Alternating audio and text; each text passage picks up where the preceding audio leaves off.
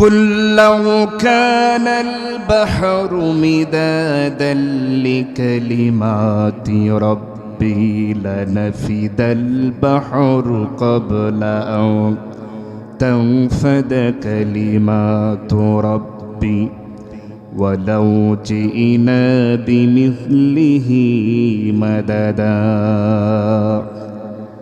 আল্লাহ রাব্বুল আলামিন বলেন, तमाम দুনিয়ার সমস্ত সমুদ্র আর মহাসমুদ্রের পানিগুলো যদি একত্রিত করে কালি বানানো হয়, আর তাই দিয়ে যদি আমার এই কালামের ব্যাখ্যা লেখা যদি শুরু হয়ে যায়, লিখতে লিখতে সমস্ত সাগর মহাসাগরের পানিগুলি ফুরিয়ে যাবে, আমার এই কালামের ব্যাখ্যা লেখা কোনোদিন শেষ হবে না,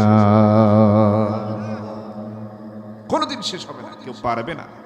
এই বিশাল আযীম কিতাব আল্লাহ পাক আমাকে আপনাকে দান করেছেন। এটা হচ্ছে মানব জাতির জন্য হেদায়েত, শুধু মানুষের জন্য না। আরেকটা জাতি আল্লাহ সৃষ্টি করছেন, কারা বলেন তো? জিন। ওমা খলাকতুল জিন্না ওয়াল ইনসা ইল্লা মানুষ এবং জিন উভয়কে আল্লাহ পাক গোলামি করার জন্য, দাসত্ব করার জন্য তৈরি করেছেন। এখন জেনের সামনে পড়ছেন কারা? এখানে পড়ছেন কেউ? জেনের সাথে সাক্ষাৎ হয়েছে কারো? হয় নাই। কিন্তু জেন বিশ্বাস হয় কি হয় না? জেন যে আছে বিশ্বাস হয় তো? কেউ যদি জেন বিশ্বাস না করে ঈমান কি থাকবে? বলেন। কোরআনে কারিমে একটা সূরাই আছে যার নাম কি? সূরা জিন। আচ্ছা, আল্লাহ পাক বলছেন মানুষ তো দূরের কথা, আমি যে আরেকটা জাতি সৃষ্টি করেছি জেন জাতি, মানুষ এবং জেন উভয় মিলে যদি পরামর্শ করে এক জায়গায়, এবং তারা মিলে যদি এরকম একটা আমার কিতাবের মতো করে একটা কিতাব বানাতে চেষ্টা করে, কিয়ামত পর্যন্ত চেষ্টা করেও এমন একটা কালাম তারা বানাতে পারবে। আল্লাহ রাব্বুল আলামিন তাও বলে দিচ্ছেন, قل لئن اجتمعت الجن والإنس على أن يأتوا بمثل هذا القرآن لا يأتون بمثله ولو كان بعضهم لبعض ظهيرا। আল্লাহ রাব্বুল আলামিন বলছেন, শুধু মানুষ নয়, শুধু মানব জাতি নয়, জিন জাতি এবং মানব জাতি উভয় মিলে, জিনেরা সাহায্য করবে মানুষকে এবং মানুষেরা সাহায্য করবে জিনদেরকে। উভয় জাতি মিলে পরামর্শ করে সহযোগিতা করার মাধ্যম দিয়ে যদি তারা চেষ্টা করে আমার এমন একটা কালাম বানাবার জন্য, কিয়ামত পর্যন্ত চেষ্টা করেও এমন একখানা কালাম এই দুই জাতি মিলে বানাতে পারবে না।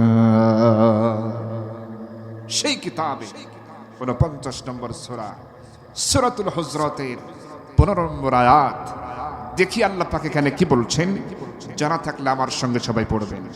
আল্লাহ রাব্বুল আলামিন বলছেন, ইন্নামাল মুমিনুনা আল্লাযীনা আমানু বিল্লাহি ওয়া রাসূলিহি সুম্মা লাম ইয়ারতাবু ওয়া জাহাদু বিআমওয়ালিহিম ওয়া আনফুসিহিম ফি সাবিলিল্লাহ উলাইকা হুমুস সাদিকুন। আল্লাহু আকবার। আল্লাহ রাব্বুল আলামিন বলছেন, ইন্নামাল মুমিনুনা আল্লাযীনা আমানু, নিশ্চয় প্রকৃত মুমিন হলো তারাই যারা কি করে, আমানু ঈমান আনে, বিল্লাহি আমি আল্লাহর উপরে, ও রাসূলিহি রাসূলের উপরে। শুধু তাই নয়, আল্লাহ পাক পরবর্তী অংশে বলছেন, সুম্মা লাম ইয়ারতাবু, এমনকি এই ব্যাপারে তারা কোনো সন্দেহ পোষণ করে না। এরপরে কি করে, ওয়াজাহাদু, তারা জিহাদ করে, চেষ্টা করে, সংগ্রাম করে, সাধনা করে, বিআমওয়ালিহিম, তাদের সমস্ত সম্পদ দ্বারা, ওয়া আনফুসিহিম, প্রয়োজনে জীবনটা দিয়ে দেয়, ফি সাবিলিল্লাহ, আমি আল্লাহর রাস্তায়। আল্লাহ পাক তাদেরকে ডেকে বলছেন উলাইকা হুমুস সাদিকুন, ওরাই হলো সত্যনিষ্ঠ, ওরাই, তার মানে ওরাই হলো জান্নাতের মেহমান। সুবহানাল্লাহ। আমি শুধু আয়াতের একটু অনুবাদ বললাম, একটু ব্যাখ্যার দিকে যাই। খেয়াল করুন, আল্লাহ পাক বলছেন ইন্নামাল মুমিনুনা আল্লাযীনা আমানু, নিশ্চয়ই প্রকৃত মুমিন তো তারাই যারা ঈমান আনে বিল্লাহি, আল্লাহর উপর, রাসূলিহি, রাসূলের উপর, এমনকি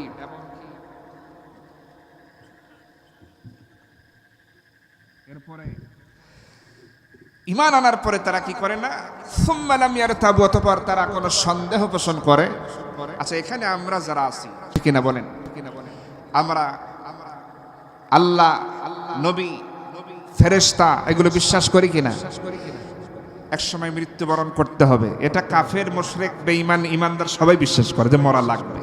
মৃত্যুর পরে কবরের জিন্দেগিতে যা ঘটবে এটা আমরা বিশ্বাস করি কিনা? এবং আখিরাত বলে একটা কথা আছে, আমাদের ভিতরে সেই বিশ্বাস আছে না নাই? হিসাব নিকাশ হবে, বেহেশত দোজখ আছে, পুলসিরাত আছে, আরো কত কি ঘটনা ঘটবে, এই সব কিছু আমরা বিশ্বাস করি কিনা? কেউ যদি কোনো একটার ব্যাপারে সামান্যতম সন্দেহ করে, তার কি ঈমান থাকবে?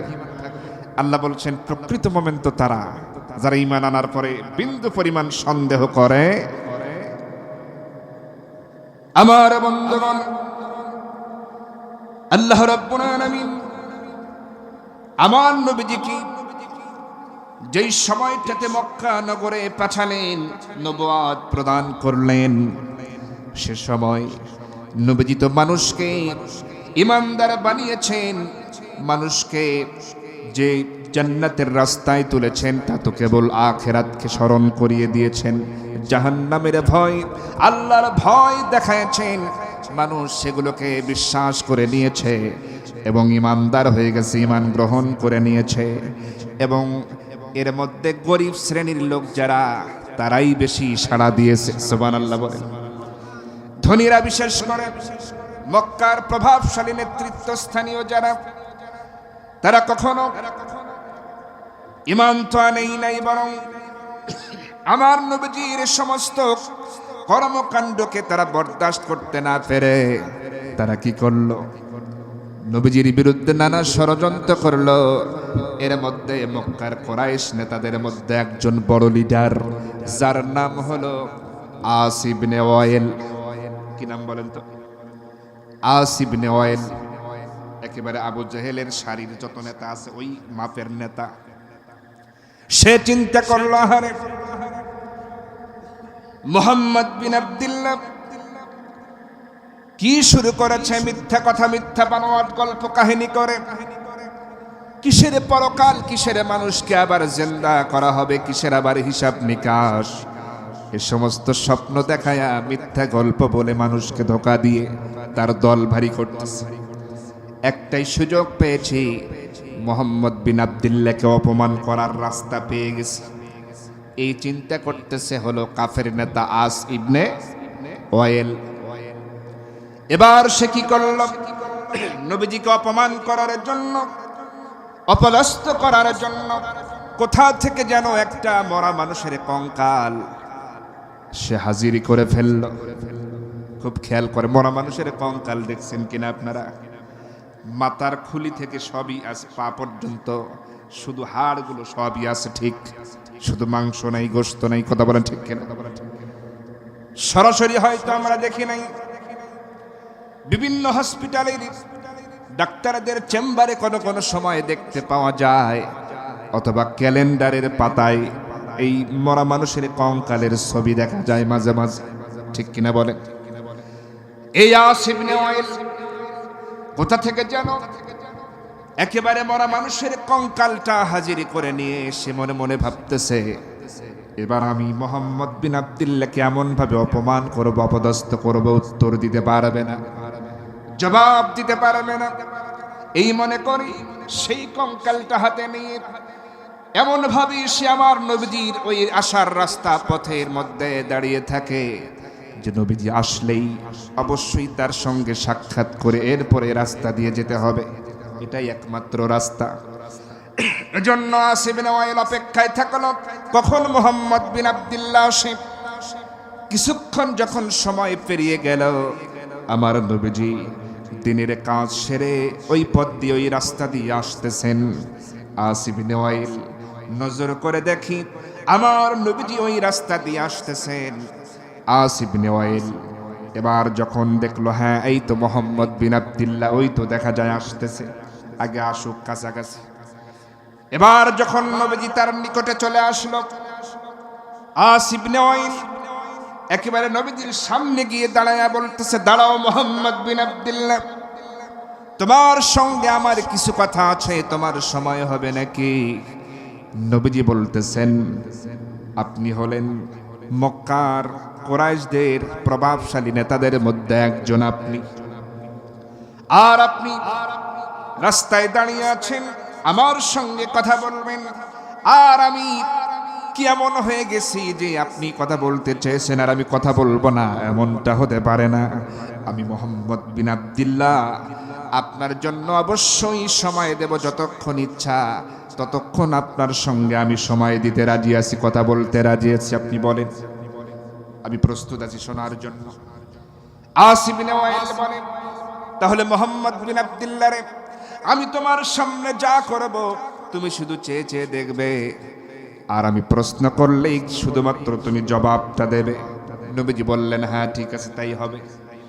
এবার আসিব বিন ওয়াইল এই কঙ্কালটাকে নবীজির সামনে একেবারে ওই পাথরের পাহাড়িয়া ওই একটা পাথরের উপরে কঙ্কালটাকে শোয়া দিল।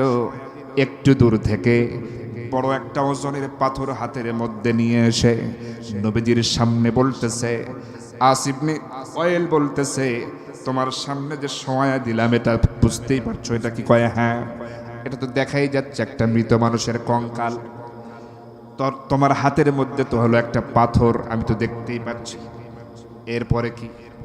এবার আসিব বিন ওয়াইল বলতেছে, তাহলে শোনো, তুমি শুধু দেখতে থাকো আমি কি করি।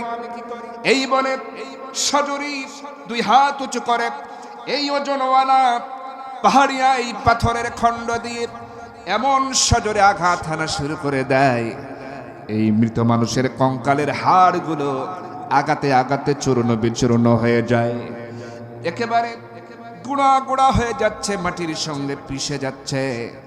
এবার আসিব বিন ওয়াইল বলে, মুহাম্মদ বিন আব্দুল্লাহ রে, তুমি তো মানুষকে স্বপ্ন দেখাও যে মৃত্যুবরণ করার পরে আবার তারে জিন্দা করা হবে, আবার তাকে হাড় বানানো হবে, গোশত বানানো হবে, জিন্দা করবে, আবার নাকি হিসাব নিকাশ আছে, বেহেশতে তো যোগ আছে, এইগুলো তুমি বলে বেড়াও শুনেছি।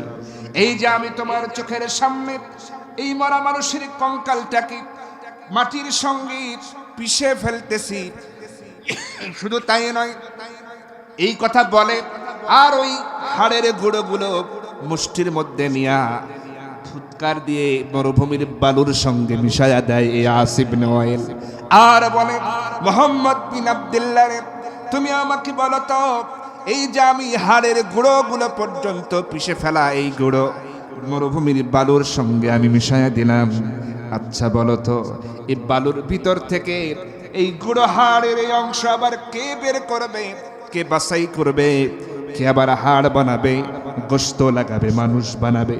এই জবাবটা তুমি আজকে আমার কাছে দিয়ে যাও। আচ্ছা আপনাদের কি ধারণা হয় নবীজির কাছে কি এর জবাব আছে না নাই? সবাই বলেন আছে না নাই?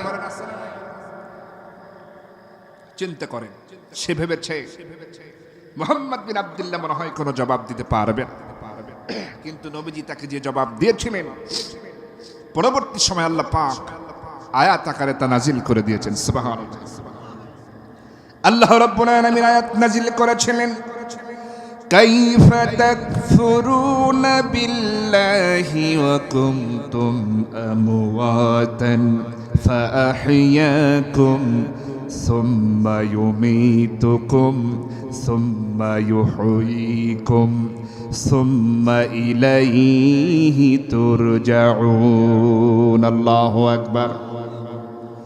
আল্লাহ রাব্বুল আলামিন বলছেন, বান্দারে কিভাবে তুমি তোমার রবকে অস্বীকার করো, অথচ তুমি ছিলে মৃত, তোমার কোনো অস্তিত্ব ছিল না, আমি তোমাকে জিন্দা করেছি, আবার আমি তোমাকে মৃত্যু দান করব, আবার আমি জিন্দা করব। সুম্মা ইলাইহি তুরজাউন, অতঃপর তোমাদের সকলকে আমি আল্লাহর নিকটে ফিরে আসতে হবে।